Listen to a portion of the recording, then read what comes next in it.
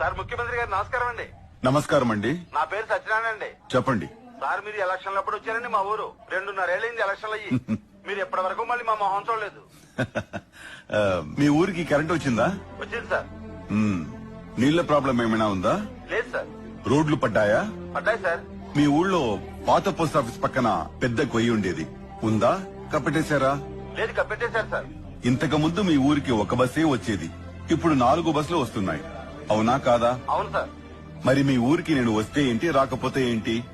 మళ్ళీ ఎలక్షన్ అప్పుడు ఓట్లు అడగటానికి వస్తాను. సార్ ఇలా ఉంటే మీరు రాకపోయినా మీకెవరు చేస్తాను సార్. మంచిది సార్. వాళ్ళ ఊర్లో పాత పోస్ట్ ఆఫీస్ ఎలా గుర్తుంది సార్?